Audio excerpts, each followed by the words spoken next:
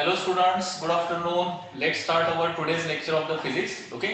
So last time हमने prism का concept और प्रिज्म के रिलेटेड कुछ इंपॉर्टेंट प्रॉब्लम्स देखे थे. Okay.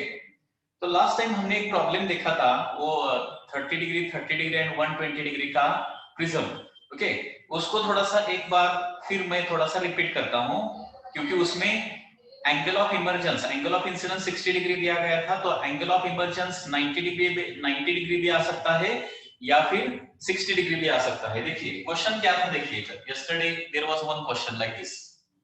Okay, question was like this.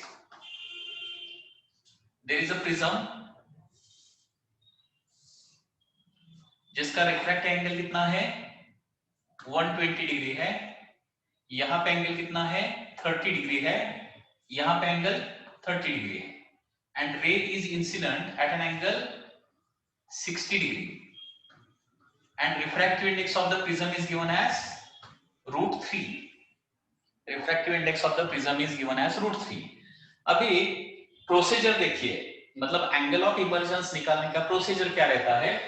Angle of incidence दिया है तो एंगल ऑफ रिफ्रैक्शन R1 निकाल सकते हैं बाय यूजिंग स्नेल्स लॉ. ठीक है, जनरली एंगल ऑफ इमर्जेंस का क्वेश्चन आ गया, एंगल ऑफ इमर्जेंस निकालने के लिए बोला तो क्या करेंगे, from I we are going to calculate R1. एक बार R1 मिल गया तो हम R2 निकाल सकते हैं. ओके, R2 निकाल सकते हैं क्योंकि R1 प्लस R2 रहता है कैपिटल ए, एंड R2 निकालने के बाद हम वहां पे फिर एक बार स्नेल्स लॉ यूज करके यहाँ पे एंगल ऑफ इमर्जेंस निकाल सकते हैं. तो यहाँ पे एंगल ऑफ इमर्जेंस निकालने के लिए बोला है तो बेसिक जो प्रोसीजर है वही प्रोसीजर हम यूज करेंगे.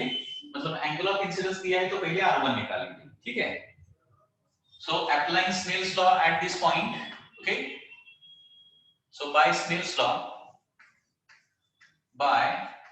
स्नेल्स लॉ क्या आ जाएगा, mu1 sin theta 1 is equal to mu2 sin theta 2. okay, so therefore mu1 मतलब आउटसाइड का रिफ्रैक्टिव इंडेक्स एंड आउटसाइड का एंगल, इनसाइड का रिफ्रैक्टिव इंडेक्स एंड इनसाइड का एंगल R1 आ जाएगा. ठीक है ना. तो यहाँ पे sin 60 मतलब √3/2 is equal to √3 sin R1. तो √3 get cancel, remaining is 1/2. 1/2 is equal to sin R1. okay, so therefore क्या हो जाएगा, देखिए sin R1 is equal to half and therefore R1 will be equal to 30 degree. R1 will be equal to 30 degree. okay ना. Angle of refraction R1 कितना आता है 30 degree. इसमें कुछ डाउट है क्या आपको, दिस एनी डाउट? ये तो यस्टरडे भी हमने सॉल्व किया था. Okay, any doubt up to this? Just पहला जो पॉइंट ऑफ रिफ्रैक्शन है वहां पे स्नेल्स लॉ यूज किया है. अभी R1 मिल गया तो R2 निकालेंगे अभी. ओके, R2 कैसे निकालेंगे, A is equal to R1 plus R2 रहता है and therefore R2 is equal to A minus R1. okay, so R2 will be equal to A कितना है 120 माइनस R1 कितना आ गया, R1 30 डिग्री आ गया, तो R2 आ जाएगा 90 डिग्री. ओके, अभी R2 90 डिग्री आता है मतलब ये जो रे है वो पैरेलल टू दिस सरफेस होना चाहिए. करेक्ट है ना, क्योंकि ये नॉर्मल है, दिस इज द नॉर्मल, यहाँ पे रिफ्रैक्टेड रे है, इन दोनों के बीच में 90 डिग्री एंगल होना चाहिए. मतलब रिफ्रैक्टेड रे कैसा होना चाहिए, parallel to this side, parallel to another refracting surface होना चाहिए. तो इसका फिर एक डायग्राम, फिर एक बार हम डायग्राम निकालेंगे. तो ये डायग्राम इस तरह से हो जाएगा. क्योंकि देखिए इनिशियली हम क्या करेंगे, रफ डायग्राम ड्रॉ करेंगे. ये जो डायग्राम है that is only rough diagram, initially हमारा अंडरस्टैंडिंग के लिए. एक बार R1 R2 मिल गया तो बाद में हम उसका क्या करेंगे, फिर से फेयर डायग्राम निकालेंगे. ठीक है, तो अभी ये किस तरह से हो जाएगा, देखिए दिस इज A. ओके, यहाँ पे एंगल ऑफ इंसिडेंस कितना हो रहा है 60 डिग्री हो रहा है. एंगल ऑफ इंसिडेंस कितना हो रहा है 60 डिग्री हो रहा है. तो रिफ्रैक्टेड रे जो है इस सरफेस को पैरेलल होना चाहिए, मतलब ऐसा ट्रेवल करेगा इस तरह से, parallel to this surface. Just a minute, this is normal and this is the refracted ray. This will be parallel to this surface. समझ में आ रहा है ना मैं क्या बोल रहा हूँ? मतलब ये रे यहाँ पे इंसिडेंट किया, अभी इंसिडेंट रे कहीं पर भी हो सकता है, इंसिडेंट रे यहाँ पर भी इंसिडेंट कर सकते हैं, यहाँ पर भी। अगर यहाँ पे रे इंसिडेंट किया ना, यहाँ पे ये नॉर्मल रहेगा, यहाँ पे करंट नॉर्मल रहेगा, 60 डिग्री पर इंसिडेंट किया तो रे will travel along this surface, ऐसा जाएगा। ओके, एंड उसके पीछे इंसिडेंट किया तो इसको पैरेलल यहाँ पे आ जाएगा। ये समझ में आ रहा है ना? ऐसे रे मतलब रिफ्रैक्टेड रे जो है ये हॉरिजॉन्टली नहीं जाएगा या फिर नेक्स्ट सरफेस पर इंसिडेंट नहीं करेगा, एंगल ऑफ इंसिडेंस नहीं करेगा, ये नीचे आएगा और बॉटम सरफेस पर इंसिडेंस करेगा, बॉटम सरफेस पर इंसिडेंस करेगा। समझ में आ रहा है ना? ये समझ में आ रहा है क्या? देखिए डायग्राम, इसमें कुछ डाउट है क्या? क्योंकि ये 60 है तो यहाँ पे ये 30 डिग्री हो जाएगा, this will be 30 degree R1। Okay, up to this any doubt? अभी ये जो रे यहां से बाहर निकलेगा क्या, ये हमें देखना पड़ेगा, इस सरफेस से बाहर निकलेगा क्या, क्योंकि ray is travelling from denser to the rarer medium. तो first condition of TIR is satisfied, total internal reflection का फर्स्ट कंडीशन यहाँ पे सेटिस्फाई हो रहा है। The ray is moving from denser to the rarer medium. Only we have to check whether angle of incidence is greater than critical angle or not. यहाँ पे जो angle रहेगा ना वो क्रिटिकल एंगल से ज्यादा है क्या देखना पड़ेगा। अगर ये angle of incidence critical angle से ज्यादा है तो TIR हो जाएगा, नहीं तो ये दूसरे मीडियम में ट्रैवल करेगा लाइक दिस। ओके, मतलब ये रे रिफ्रैक्टेड रे यहाँ पर आने के बाद एक तो इसका टोटल इंटरनल रिफ्लेक्शन हो जाएगा या फिर रिफ्रैक्शन हो जाएगा। ये किस पर डिपेंडेंट है? यहाँ का हमें एंगल ऑफ इंसिडेंस निकालना पड़ेगा, I कितना है, और वो क्रिटिकल एंगल से ज्यादा है क्या देखना पड़ेगा। क्रिटिकल एंगल कैसे निकालेंगे? अभी देखिए, sin of IC is equal to 1 by mu, तो sin IC will be equal to 1 by √3, क्योंकि mu का वैल्यू कितना है? √3। sin IC is equal to 1 by √3 है। ओके, तो 1 by √3 मतलब क्रिटिकल एंगल कितना है? देखिए क्रिटिकल एंगल कितना आता है? Sine inverse of 1 divided by √3, इसका वैल्यू आता है 35 डिग्री। 35 डिग्री मतलब अगर इस प्रिज्म का रिफ्रैक्टिव इंडेक्स √3 है तो क्रिटिकल एंगल आता है 35 डिग्री। ओके, एग्जैक्टली 35.26 आता है। यहां तक कुछ डाउट नहीं है ना? क्रिटिकल एंगल, तो क्रिटिकल एंगल तो 35 है। अगर यहाँ पे एंगल ऑफ इंसिडेंस अगर कितना हो रहा है? मोर देन 35 हो रहा है। यहाँ पे एंगल अगर मोर देन 35 हो रहा है तो TIR हो जाएगा। ठीक है, तो देखेंगे अभी यहाँ पे एंगल कितना आ जाएगा, कैसे निकाल सकते हैं? यहाँ पे तो 30 दिया है, यहाँ पे 30 है, यहाँ पे ये टोटल एंगल कितना है बताइए? टोटल एंगल, या फिर ऐसा भी कर सकते हैं, this line is parallel to this line ना, तो यहाँ पे भी 30 है तो यहाँ पे ऑटोमेटिकली 30 डिग्री आ जाएगा। ठीक है ना? This refracted ray is parallel to this surface, ये तो हमने प्रूव किया है। तो यहाँ पे 30 है तो यहाँ पे 30, यहाँ पे टोटल 120 हो जाएगा। This angle is equal to this angle, and यहाँ पे एंगल ऑफ इंसिडेंस हो रहा है 60 degree, angle of incidence 60 degree हो रहा है। तो TIR होगा क्या?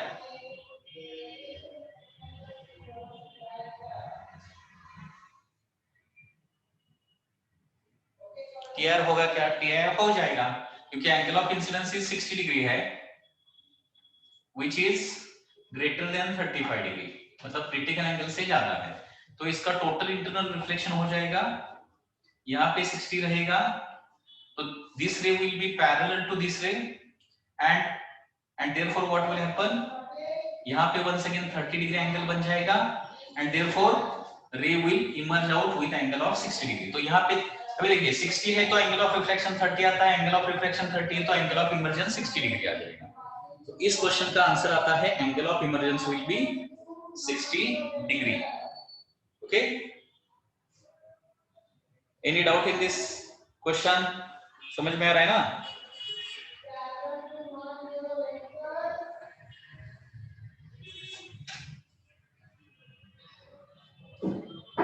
तो इस प्रिज्म को क्या बोलते हैं पता है आपको?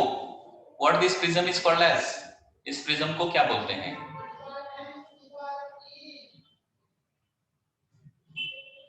करेक्ट, इसको बोलते हैं इन्वर्टिंग प्रिज्म। इन्वर्टिंग मतलब ये इन्वर्टेड इमेज का इरेक्ट इमेज बना सकता है। इसका मैंने diagram last time application of the TIR में, यूजेस ऑफ टीआईआर में आपको ड्रा करके दिया है। मतलब यहाँ पे अगर ऑब्जेक्ट है, इन्वर्टेड ऑब्जेक्ट है, तो इसका इरेक्ट ऑब्जेक्ट ये बना सकता है। इसको बोलते हैं इन्वर्टिंग प्रिज्म। हाँ, अभी और एक क्वेश्चन देखेंगे from TC Pandey. Okay, question is like this. Example is 9.72. An isosceles glass prism has one of its face coated with silver. यहाँ पे ग्लास प्रिज्म है, isosceles.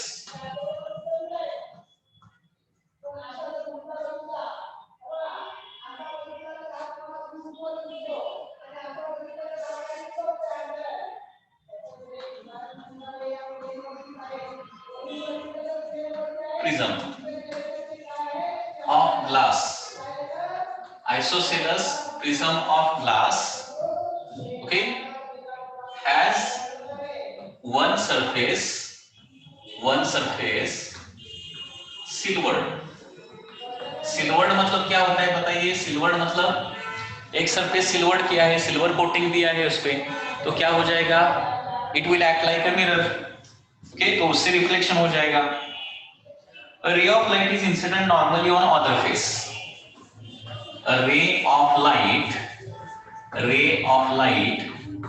is incident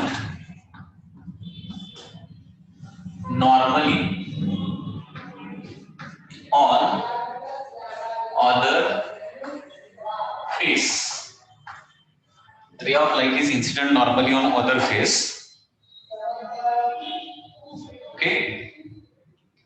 The ray of light is reflected twice on the same sized face and then emerges through the base. Okay. उसके बाद क्या होता है? Normal incidence के बाद रे reflected twice and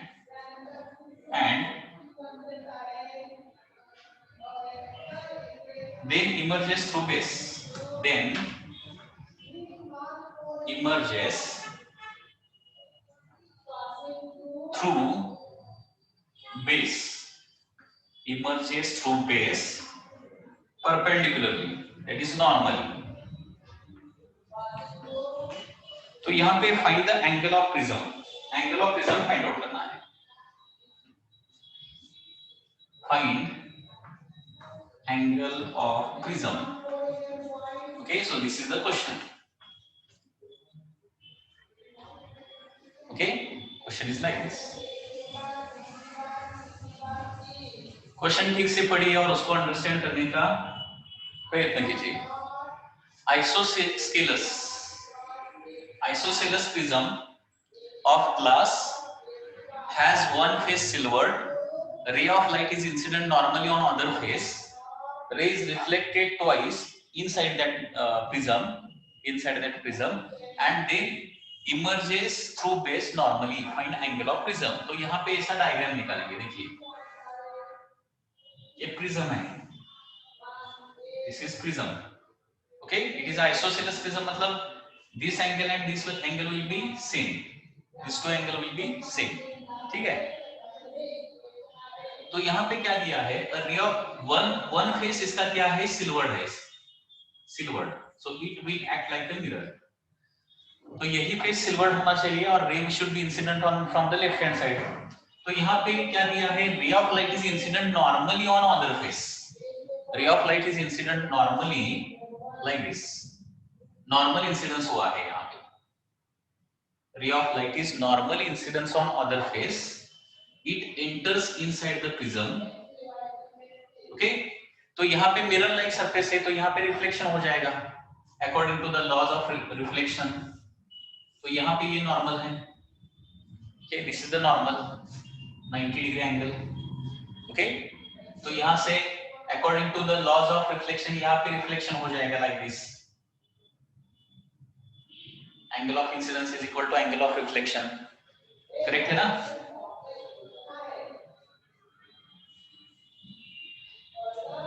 reflection will takes place. This is the normal.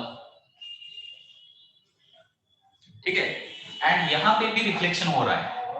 यहाँ पे क्या दिया है? रे reflected twice inside the prism. तो यहाँ पे एक रिफ्लेक्शन हो गया, यहाँ पे भी एक रिफ्लेक्शन होना चाहिए. And then emerges through the base normally. तो यहाँ पे भी एक रिफ्लेक्शन हो जाएगा and the ray finally emerges through base normally. तो यहाँ पे भी 90 डिग्री एंगल दिया है. So this is the ray diagram. तो यहाँ पे एंगल ऑफ प्रिज्म मतलब ये एंगल हमें निकालना है, कितना हो जाएगा. अगर रे इस तरह से ट्रैवल करता है, ray is travelling like this, then ये एंगल हमें निकालना है. ओके, ये एंगल कैसे निकालना है? यहाँ पे भी ये नॉर्मल है. डायग्राम समझ में आ गया? Any doubt in the diagram? तो इतना ही इंफॉर्मेशन दिया है और एंगल ऑफ प्रिज्म निकालने के लिए बोला है.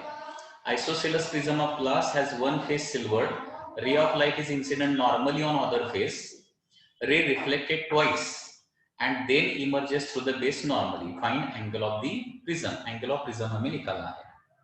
Okay,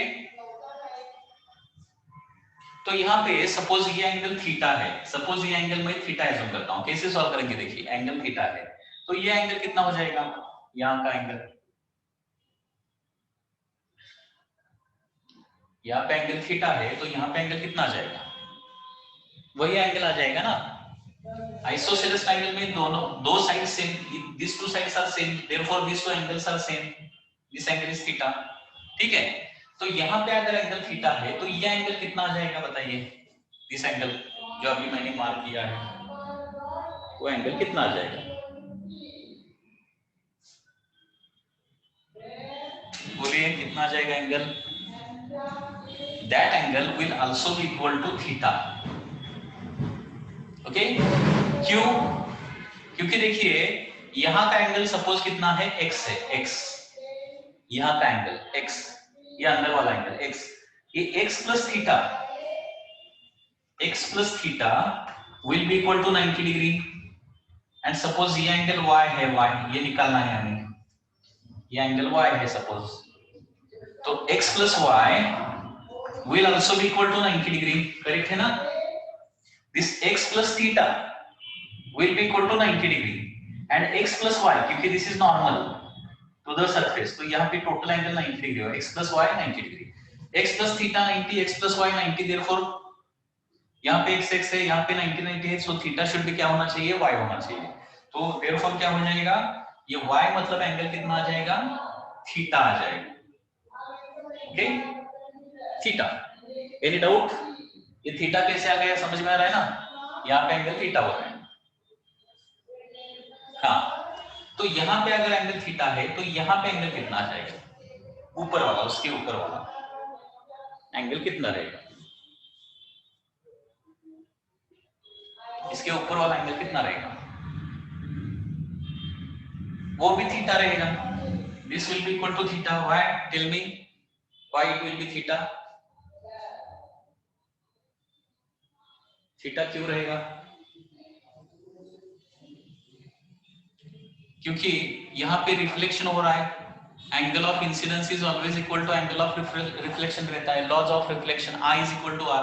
correct. तो यहाँ पे थीटा आ रहा है तो इसको मैं सपोज P एज्यूम करता हूं. ये P है, ठीक है, ये P है और यहाँ पे टोटल एंगल Q है. ये टोटल एंगल ना, टोटल, ये टोटल एंगल Q है. तो ये Q कितना आ जाएगा? Q how much will be equal to Q, total angle Q.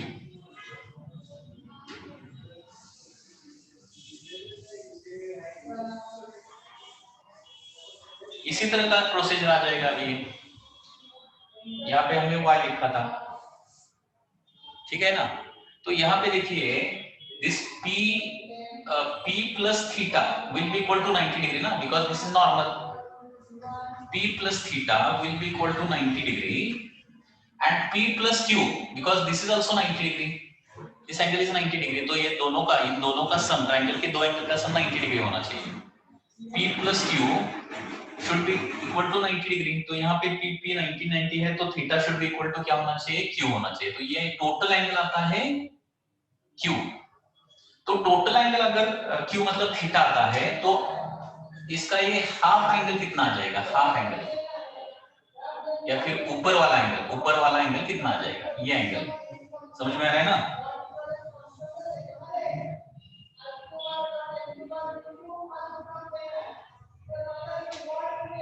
ये टोटल एंगल थीटा आ रहा है तो यहाँ पे जस्ट ऊपर वाला एंगल विद द नॉर्मल ये कितना आ जाएगा, यहाँ का ये टोटल एंगल थीटा है तो उसका हाफ एंगल, क्योंकि angle of incidence is equal to angle of reflection, तो ये दोनों एंगल सेम रहेंगे. तो ऊपर वाला एंगल आ जाएगा थीटा बाय 2. ओके, ये कौन सा एंगल है, ये इधर वाला angle theta by 2. Angle made by incident ray with normal theta by 2 आ जाएगा. करेक्ट. अगर अभी ये थीटा बाय 2 है तो ऊपर वाला ये एंगल कितना आ जाएगा, अभी बताइए ये एंगल कितना आ जाएगा. वन सेकेंड देखिए, ये एंगल ऑफ इंसिडेंस एंड उसका एक एडजेसेंट एंगल, इन दोनों का सम 90 डिग्री आता है. ये दो एंगल जो मैंने यहाँ पे लिखा है ना, ये दो एंगल का सम 90 डिग्री और इन दो एंगल का सम भी 90 डिग्री आता है, क्योंकि this one is once again right angle triangle. तो यहाँ पे ऊपर वाला एंगल आ जाएगा थीटा बाय 2. करेक्ट, समझ में आ रहा है, थीटा बाय 2. ओके ना, ठीक है. अभी देखिए ऊपर वाला एंगल हो गया थीटा बाय 2, ये हो गया थीटा, ये हो गया थीटा. ट्रायंगल के तीन एंगल का सम कितना होता है, that is theta plus theta by 2. तीन एंगल का सम रहता है 180 degree. Okay, so therefore what will happen, 5 theta by 2 will be equal to 180 degree. Correct ना, theta plus theta by 2, 2 theta plus theta by 2, 5 theta by 2. सो हमें क्या निकालना है, ये एंगल निकालने के लिए बोला है, मतलब थीटा बाय 2 निकालने के लिए बोला है. So therefore theta by 2 will be equal to 180 divided by 5. 5 को ओनली आरएचएस को लेके गया तो angle A will be equal to theta by 2 will be equal to कितना आ जाएगा, 36 degree. That is the answer. तो इस प्रिज्म का एंगल रहेगा 36 डिग्री, यहाँ पे 72, यहाँ पे 72 रहेगा. थीटा बाय 2 36 डिग्री आता है. ओके, तो ए एंगल आता है 36 degree, angle of prism. Okay ना, डायग्राम थोड़ा सा दिखाई देता है क्या, दिखिए ठीक से.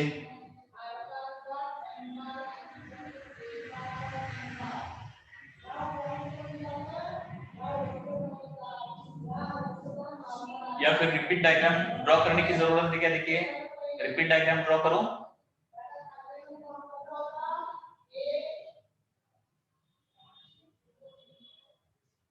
हाँ, तो बड़ा डायग्राम निकालना पड़ेगा.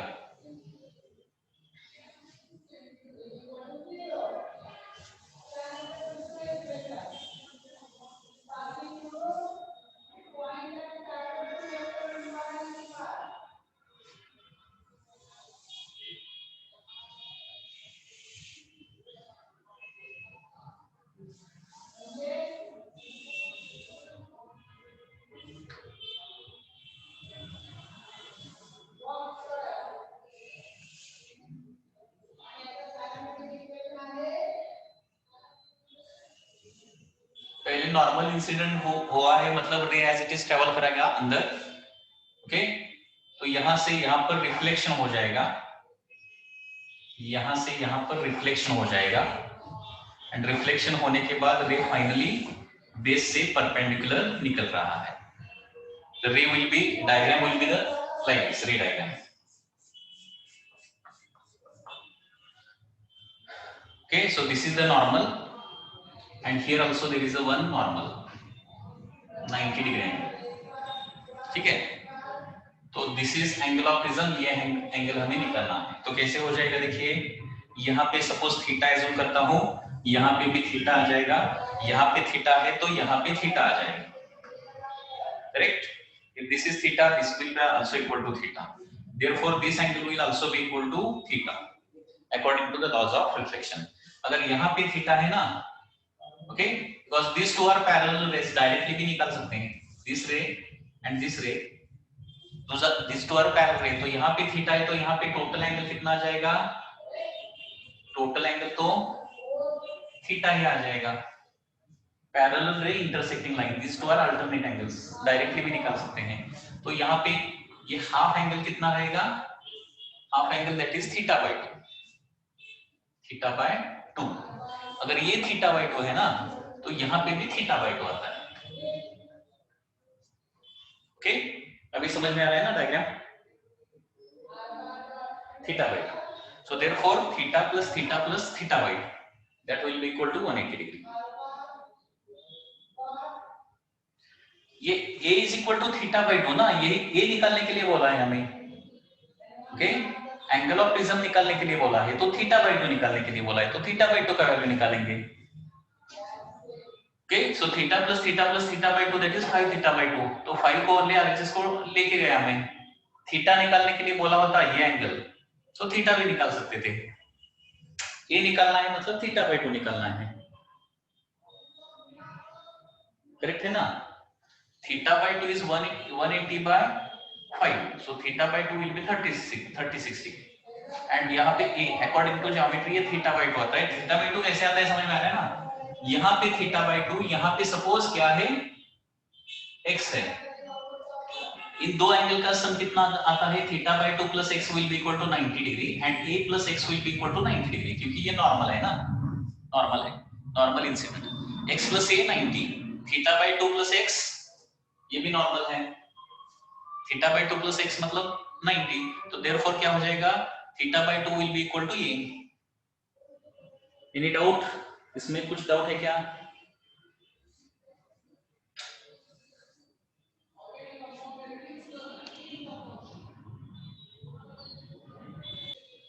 तो यहाँ पे हमारा प्रिज्म का पार्ट खत्म होता है. ओके, आपके पास जो भी बुक अवेलेबल है मेंस का या फिर नीट का जो भी बुक अवेलेबल है, उसमें क्या कीजिए, अभी प्रिज्म के सभी क्वेश्चन सॉल्व कीजिए. उसमें कुछ डाउट है तो मुझे वो क्वेश्चन सेंड कीजिए, मैं आपको सॉल्यूशन दे दूंगा. ओके, सो ये तो था प्रिज्म का पार्ट, बहुत इंपॉर्टेंट पार्ट था. And hope you all of you have understood it clearly. Okay, अभी नेक्स्ट पार्ट हम स्टडी करने वाले हैं, that is also related to the prism. Okay, लेकिन थोड़ा सा डिफरेंट है, that is dispersion through the prism. Okay, that part we are going to study now, dispersion through prism.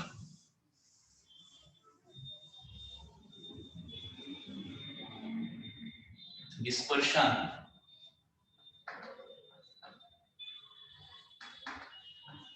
through prism, that part we are going to study now. Okay, अभी dispersion क्या होता है? Dispersion का पहले definition लिखेंगे हम. Dispersion is nothing but the phenomenon of splitting up of white light into its constituent colors. Okay, आपको पता है व्हाइट लाइट में डिफरेंट कलर है, डिफरेंट कलर का कॉम्बिनेशन होने के बाद ही हमें व्हाइट लाइट मिलता है. ओके, तो प्रिज्म से पास करने के बाद या फिर one medium to another medium जाने के बाद क्या होता है, ये व्हाइट कलर में जो भी 7 डिफरेंट कलर है वो स्प्लिट अप हो जाते हैं. ओके, तो उसको बोलते हैं dispersion. So dispersion is nothing but phenomenon of splitting up of white light, splitting up of white light into its constituent colors. मतलब white light के 7 कलर्स हमें मिल जाएंगे. व्हाइट लाइट के कलर स्प्लिट अप हो जाएंगे, 7 कलर हमें मिल जाएंगे. वो कलर आपको पता है विबग्योर. ओके, विबग्योर ये कलर्स मिलेंगे, इसको बोलते हैं डिस्पर्शन. ओके, डेफिनेशन देखिए,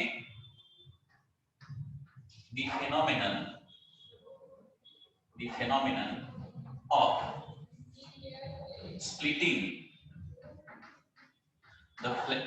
of splitting up of white light, the phenomenon of splitting up of white light into its constituent colors. The phenomenon of splitting up of white light into its constituent colors is called as dispersion. इसको बोलते हैं dispersion of light. Okay, dispersion of light. So dispersion होने के लिए क्या जरूरत है? White beam of light लेना पड़ेगा एंड उसको एक मीडियम से दूसरे मीडियम में ऑब्लिकली इंसिडेंट करना पड़ेगा, तभी डिस्पर्शन होता है. ऑब्लिक, नॉर्मल इंसिडेंस में डिस्पर्शन नहीं होता है, ऑब्लिक इंसिडेंस में ही डिस्पर्शन हो जाएगा. White beam of light incident normally, okay, and it is travelling from one medium to another medium, तो हमेशा डिस्पर्शन होता है. अभी हम क्या करेंगे? Dispersion through prism. प्रिज्म में डिस्पर्शन किस तरह से होता है ये वो देखेंगे.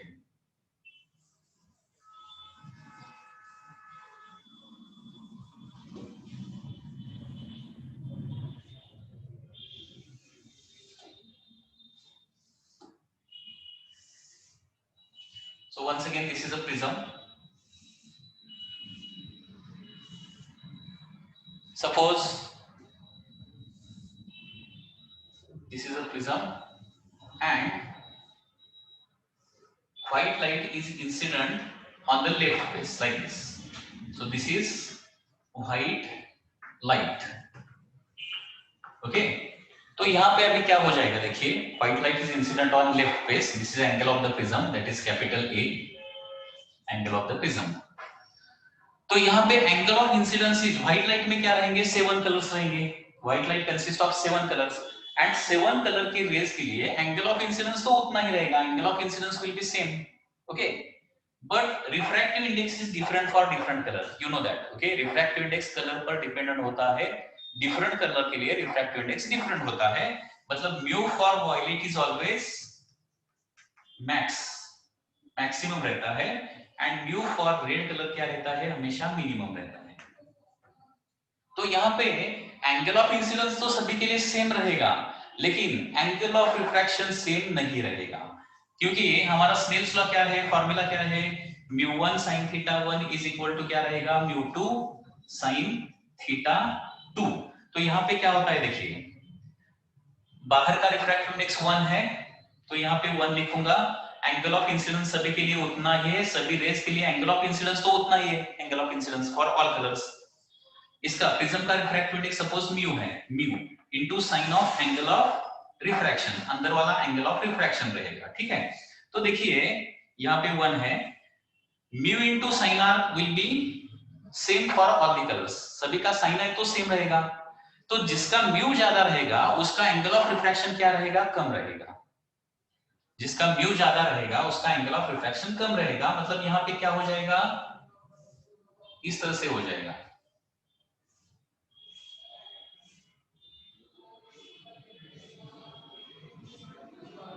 It will happen like this, correct ना? So यहाँ पे एक रे रहेगा, उसका एंगल ऑफ रिफ्रैक्शन सबसे कम रहेगा, दूसरे के लिए एंगल ऑफ रिफ्रैक्शन सबसे ज्यादा रहेगा. बताइए मुझे किसके लिए एंगल ऑफ रिफ्रैक्शन सबसे कम रहेगा? Angle of refraction for which colour it will B minimum? Angle of refraction किस कलर के लिए सबसे कम रहेगा? बिकॉज म्यू जिसके लिए ज्यादा रहेगा एंगल ऑफ रिफ्रैक्शन कम रहेगा. Mu into sine r should be same, constant होना चाहिए. या फिर दूसरा भी मैंने आपको कंसेप्ट बताया, जिसका म्यू ज्यादा रहता है उसका बेंडिंग ज्यादा रहता है. So this is the original direction. यहाँ पे क्या है? देखिए, this is original direction. Okay, अगर प्रिज्म नहीं होता तो सभी रेज इसी डायरेक्शन में ट्रैवल करते थे. तो यहाँ पे बेंडिंग ज्यादा हो रहा है वायलेट का एंड बेंडिंग सबसे कम हो रहा है रेड का. ओके, तो यहाँ पे इस तरह से कलर्स जो है बाहर आ जाएंगे. उसको बोलेंगे PIBGYOR.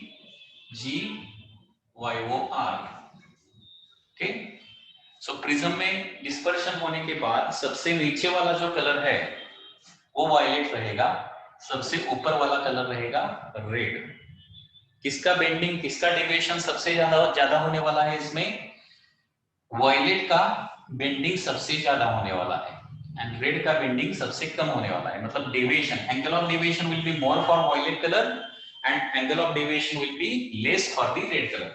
ये रहेगा angle of deviation for the red colour and this will be the angle of deviation for the violet colour, and for other color angle of deviation will be in between violet and the red. Okay, so different colors split up क्यों हो जाते हैं? Because refractive index is different for different color and therefore angle of refraction will be different for different color. Angle of refraction different आ रहा है तो automatically वो rays क्या हो जाएंगे? एक दूसरे से split up हो जाएंगे and therefore we get different color from the white light. इसको बोलते हैं dispersion through prism. Okay, dispersion through prism. ठीक है, सो डिस्पर्शन का कंसेप्ट समझ में आया क्या? देखिए, तो इसका आगे का पार्ट अभी हम स्टडी करने वाले हैं। Next part is angular dispersion. Angular dispersion,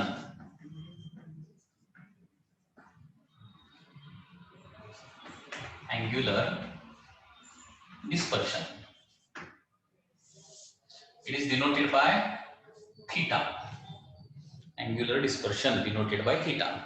तो देखिए, वन सेकेंड डायग्राम ड्रॉ करता हूं। This is prism, white light is incident from the left. Okay, so this is the original direction of the white light. Okay, तो यहां से ऊपर वाला colour and this is नीचे वाला कलर। ओके, ऊपर वाला कलर कौन सा रहता है? So therefore what will happen? So red will travel like this and violet will travel like this. Red will travel, the upper color will be the red color, bottom color will be the violet color. तो यहाँ पे angular dispersion क्या है? देखिए, angle between this violet colour and red colour, ये जो angle है prism से बाहर आने के बाद रेड और violet कलर में जो एंगल बनता है ना, उसको बोलते हैं एंगुलर डिस्पर्शन। ओके, इसको बोलते हैं एंगुलर डिस्पर्शन। एंगुलर डिस्पर्शन, ठीक है। तो देखिए, एंगुलर डिस्पर्शन का डेफिनेशन क्या है? Angular dispersion is defined as, angular dispersion is defined as, angular dispersion is defined as angular separation between, angular separation मतलब एंगल बिटवीन, एंगुलर सेपरेशन उसी को क्या बोलते हैं? Angle. Angular separation between red and violet colour, या फिर angular separation between extreme colours of white light, extreme colours of white light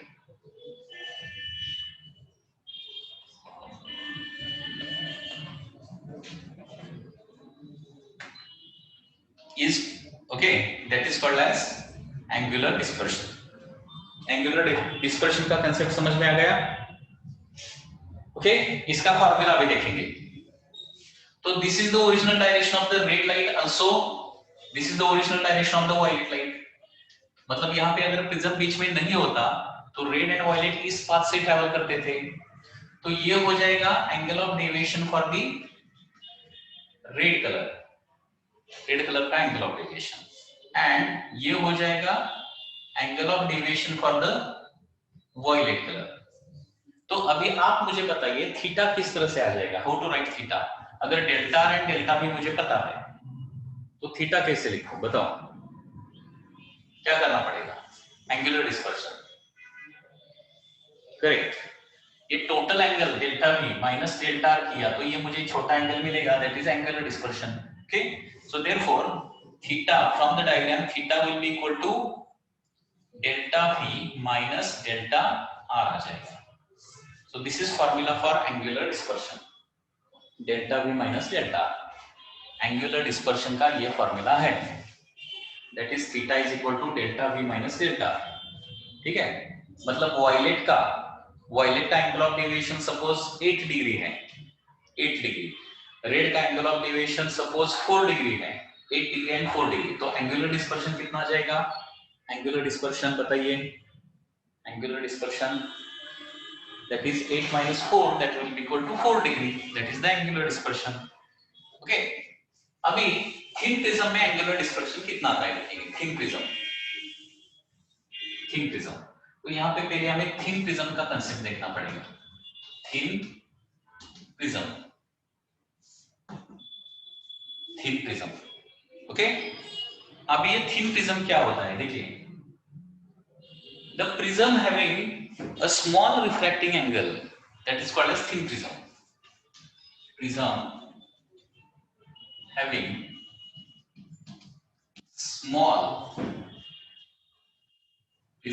small refracting angle, prism having small refracting angle is called as thin prism. Okay, तो जिस prism का refract angle कम होता है उसको क्या बोलते हैं? थिन प्रिज्म बोलते हैं। ओके, तो यहाँ पे स्मॉल रिफ्रैक्ट एंगल मतलब कितना होना चाहिए? Less than 10 degree. ओके, मतलब जिस प्रिज्म का एंगल लेस देन 10 डिग्री होता है उसको हम थिन प्रिज्म बोलते हैं। मतलब ये थिन प्रिज्म इस तरह से रहेगा, लाइक दिस। ये एंगल भी थोड़ा सा बड़ा ही रहेगा, इससे भी कम रहेगा। ओके, यहाँ पे एंगल क्या होना चाहिए? रिफ्रैक्ट एंगल बहुत कम होना चाहिए। Okay, A should be less than 10 degree. इस टाइप का जो प्रिज्म है ना उसको बोलते हैं थिन प्रिज्म। जो थिन प्रिज्म का जो भी फॉर्मूला है वो हम लेंस को भी यूज कर सकते हैं, क्योंकि देखिए ये लेंस जो है ना, लेंस, ओके, थिन लेंस हमने सपोज लिया, थिन लेंस लाइक दिस। तो लेंस को बीच से कट किया तो क्या मिलता है हमें? ये प्रिज्म ही मिलता है, थिन प्रिज्म मिलता है। सो जो भी प्रिज्म के फॉर्मूले है, कंसेप्ट है, या फिर थिन प्रिज्म के जो कंसेप्ट है ना, वो किसको डायरेक्टली अप्लाई हो जाते हैं? लेंस को अप्लाई हो जाते हैं। ओके, तो A is less than 10 degree. अभी थिन प्रिज्म का एक फॉर्मूला आता है, वो फॉर्मूला इंपॉर्टेंट है। फॉर्मूला क्या है देखिए, by prisms formula. Prisms formula, by prisms formula क्या आता है? Mu is equal to sine A plus delta m divided by 2 divided by sine A by 2। You know this formula, prisms formula. Okay, अभी ये जो formula है ना thin prism के लिए थोड़ा सा मॉडिफाई हो जाएगा। किस तरह से मॉडिफाई हो जाएगा देखिए, ये मॉडिफाई हो जाएगा। Okay, if A and delta m are small, A and delta m are small, तो यहाँ पे थिन प्रिज्म की केस में क्या है? A स्मॉल है, angle of minimum deviation minimum है, मतलब वो भी स्मॉल ही रहेगा। Okay, then A and delta m small है तो क्या हो जाएगा? Sine of A plus delta m by 2, okay, will be equal to क्या आ जाएगा? A plus delta m by 2 ही आ जाएगा।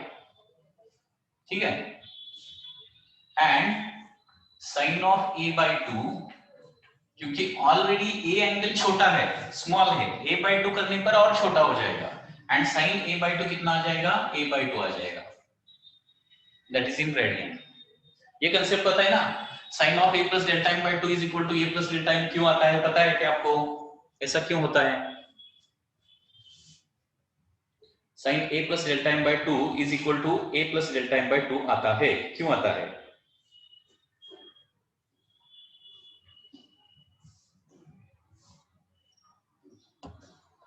पता है ना?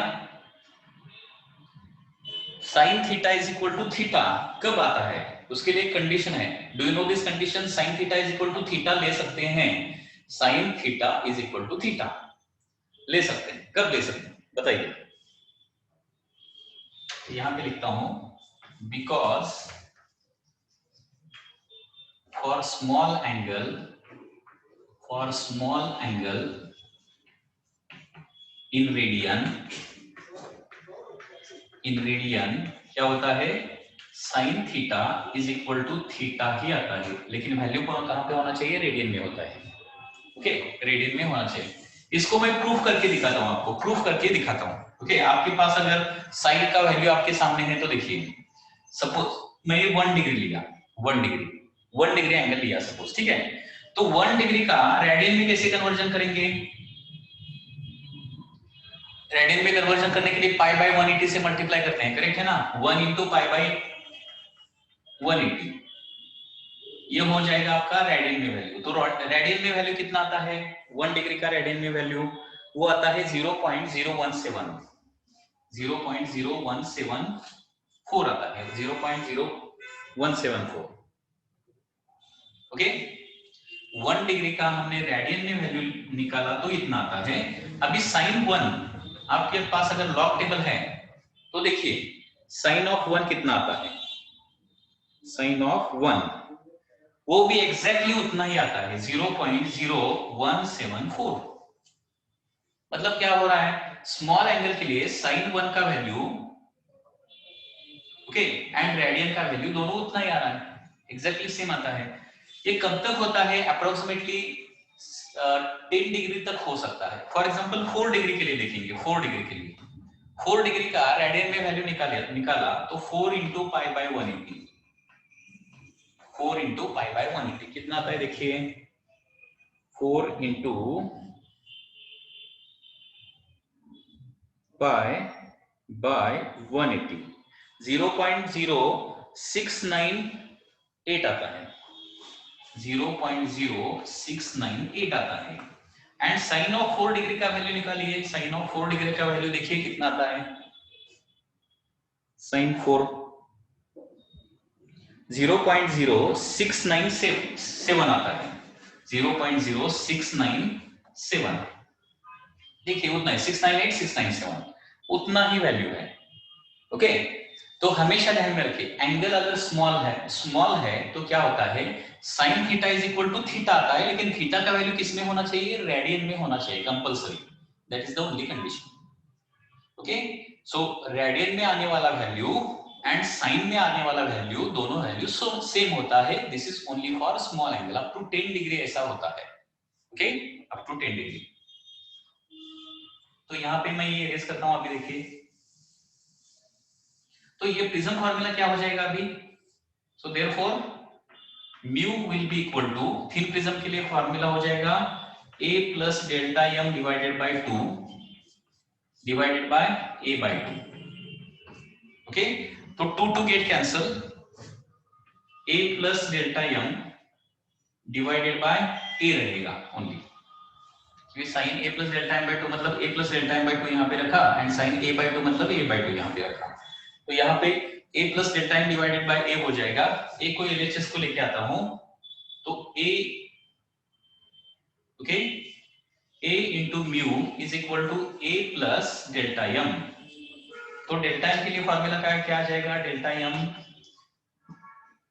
ओके a LHS को लेके आना पड़ेगा, a म्यू माइनस a हो जाएगा, a mu minus a that is a in bracket mu minus 1। मतलब डेल्टा के लिए फॉर्मूला क्या आता है, delta is equal to a in bracket mu minus 1। So this is the formula for the thin prism. ये formula बहुत important है, देखिए अभी ये फॉर्मूला आपको ध्यान रखना है, याद रखना है। Delta is equal to a in bracket mu minus 1। Thin prism का फॉर्मूला क्या है, delta is equal to a in bracket mu minus 1। This is the formula for thin prism. Delta is equal to a in bracket mu minus 1, delta is equal to a in bracket mu minus 1। ये delta m और delta दोनों same ही रहेंगे thin prism के लिए, delta m and delta both will be same, वो different नहीं ले सकते। डेल्टा m भी लिखा डेल्टा भी लिखा तो कुछ फर्क नहीं पड़ता। Okay, so delta is equal to a in bracket mu minus 1। So thin prism में जो डेविएशन होता है वो कितना होता है, a in bracket mu minus 1 होता है। ओके, देखिए अभी इसका मैं यहाँ पे यूज करने वाला हूँ, यहाँ पे एंगुलर डिस्पर्शन इस फॉर्मूला का यहाँ पे यूज करने वाला हूँ। ओके, तो एंगुलर डिस्पर्शन का फार्मूला क्या है? देखिए एंगुलर डिस्पर्शन का formula theta is equal to delta v minus delta r। तो डेल्टा का फार्मूला हमारे पास है a in bracket mu minus 1। तो ये फार्मूला यहाँ पे डेल्टा v की जगह डेल्टा r की जगह मैं यूज करूंगा, तो फार्मूला क्या आ जाएगा? ओके वो देखेंगे। तो इसके पहले थिन प्रिज्म का कांसेप्ट समझ में आया क्या? देखिए थिन प्रिज्म का कांसेप्ट, क्योंकि ये मैं अभी इरेज करने वाला हूं, थ्योरी एग्जाम में ये आपको पूछा जा सकता है। Define thin prism and obtain expression for deviation through thin prism. Okay, thin prism क्या होता है एंड थिन प्रिज्म का एंगल ऑफ डेविएशन का फार्मूला निकालिए। सो थिन प्रिज्म का एंगल ऑफ डेविएशन का फार्मूला रहता है a in bracket mu minus 1। ये फार्मूला इंपॉर्टेंट है, ये ध्यान में रखना पड़ेगा, क्योंकि आगे और कुछ चैप्टर में वे ऑप्टिक्स में वो हम यूज करने वाले हैं, या फिर इसी चैप्टर में लेंस के पार्ट में भी इसको यूज कर सकते हैं। तो वन सेकेंड देखिए, prism having small refracting angle is called as thin prism. जिस प्रिज्म का रिफ्रैक्टिंग एंगल स्मॉल होता है उसको बोलते हैं थिन प्रिज्म। स्मॉल मतलब कितना? Less than 10 degree. ओके, तो थिन प्रिज्म में हमने प्रिज्म्स फार्मूला यूज किया, तो यहाँ पे क्या होता है? Mu is equal to sin a plus delta m by 2 divided by sin a by 2। तो यहाँ पे एंगल बहुत कम होने के कारण sin of a plus delta m by 2 is equal to a plus delta m by 2 and sin of a by 2 is equal to a by 2। Okay, मतलब sin theta is equal to theta होता है, लेकिन कब होता है? Angle small होना चाहिए and radian में होना चाहिए, that is the condition. Okay, sin theta is equal to theta होता है, कब होता है? एंगल स्मॉल होना चाहिए एंड रेडियन में होना चाहिए, तभी ये हो सकता है। ठीक है, तो यहाँ पे तो साइन लिखने की जरूरत नहीं है, a plus delta m by 2 divided by a by 2, मतलब 2 कैंसिल आउट हो जाएगा, a plus delta m divided by a हो जाएगा। So therefore a is taken to LHS, a mu is equal to a plus delta m, so therefore delta m is equal to a mu minus a। So angle of deviation for thin prism is given by formula delta is equal to a in bracket mu minus 1। Okay, a in bracket mu minus 1। ठीक है, delta is equal to a in bracket mu minus 1, delta is equal to a in bracket mu minus 1, delta is equal to a in bracket mu minus 1। Important formula है। Next,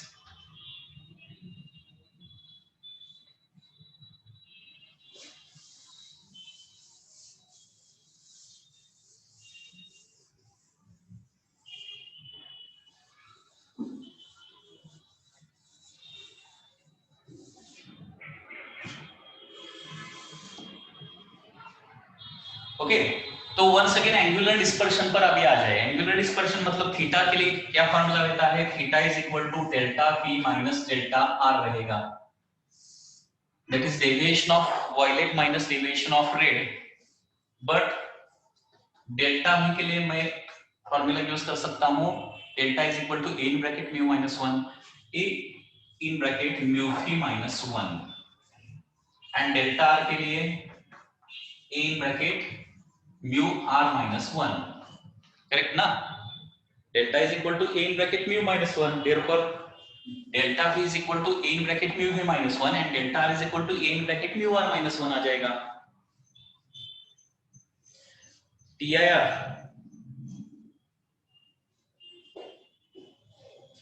total internal reflection, हाँ, delta is equal to a in bracket mu v minus mu r, delta r is equal to a in bracket mu r minus 1। ठीक है ना? हाँ, तो ये यहाँ पे यूज करने के बाद फॉर्मूला एंगुलर डिस्पर्शन थीटा का फॉर्मूला क्या आ जाएगा? दैट इज a, कॉमन लेता हूं, दोनों में a है, कॉमन ले लिया, तो डेल्टा v में क्या बचेगा?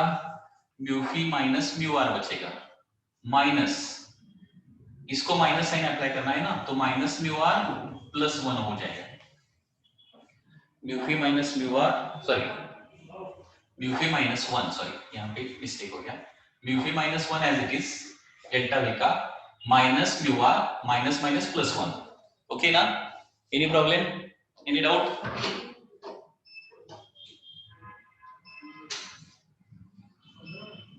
हाँ, तो यहाँ पे minus 1 plus 1 get cancel and angular dispersion is given by formula a in bracket mu v minus mu r।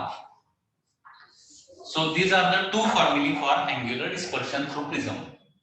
Angular dispersion मतलब वायलेट एंड रेड में प्रिज्म से व्हाइट लाइट पास होने के बाद रेड एंड वायलेट में जो angle आता है उसको उस एंगल को बोलते हैं एंगुलर डिस्पर्शन। तो एंगुलर डिस्पर्शन के दो फार्मूले हैं, first is delta V minus delta R and second is A in bracket mu V minus mu R। तो यहाँ पे एंगुलर डिस्पर्शन किस पर डिपेंडेंट होता है? एंगुलर डिस्पर्शन किस पर डिपेंडेंट होता है?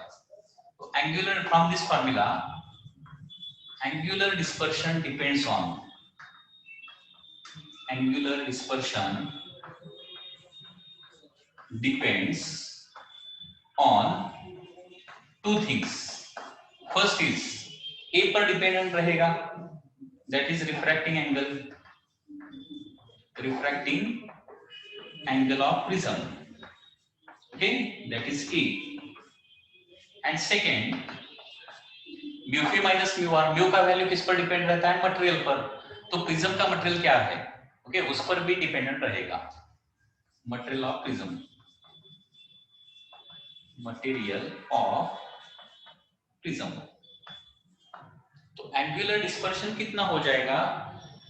ओके, कितने अमाउंट से वो वायलेट एंड रेड एक दूसरे से स्प्रेड हो जाएंगे, डाइवर्ज हो जाएंगे, ये दो चीजों पर डिपेंडेंट होता है। First is the refracting angle of the prism and second is the material of prism.